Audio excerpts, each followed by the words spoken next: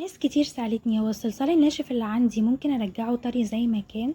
طبعا ممكن. اول حاجة هنجيب طبق صغير كده واقطع كل الصلصال الناشف اللي عندي قطع صغيرة. ممكن اقطع كل لون لوحده في طبق وممكن اعمل ميكس الوان. انا هنا كان عندي قطعة من اللون الاخضر ناشفة فحطيتها مع الازرق عشان كنت عايزة يطلع لي لون جديد. واقطع كله قطع صغيرة.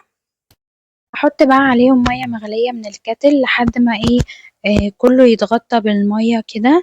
مش هحط كتير قوي عشان الميه الزياده دي بتخليه سائل زياده عن اللزوم. هبتدي اضغط عليهم كده بحيث كل جزء يطول الميه بتاعته. وبس كده وهغطيها.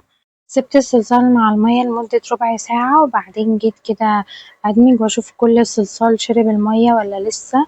هو كده كله شرب الميه. وهنقعد نعصر فيه كده بحيث ان احنا لو حطينا ميه زيادة ننزلها عشان ميبقاش طري زيادة عن اللزوم. انا كده بعصره من الميه الزيادة اللي فيه. وبعد كده هقعد ادمج فيه بقى واخلط فيه كده واعجن فيه لحد ما يرجع متماسك زي الاول. وكل ما نعجن فيه اكتر كل ما بيرجع زي الاول. ونحسن ان هو طري شوية زيادة عن اللزوم. هو مع الشغل والهوا كده بيبتدي يمسك نفسه. انا بعجنه اهو عمال يلزق في ايدي لحد ما خلاص بقى متماسك وكل الصلصال مسك بقى كورة واحدة. هبتدي بقى انا اعمل شكل بيه كده عشان تشوفوا قوامه ان هو رجع زي الاول. جربوها وقولولي رأيكم في الكومنتات وما تنسوش تعملوا لايك وشير للفيديو عشان كل محب الصلصال يوصل لهم الطريقة دي. سلام.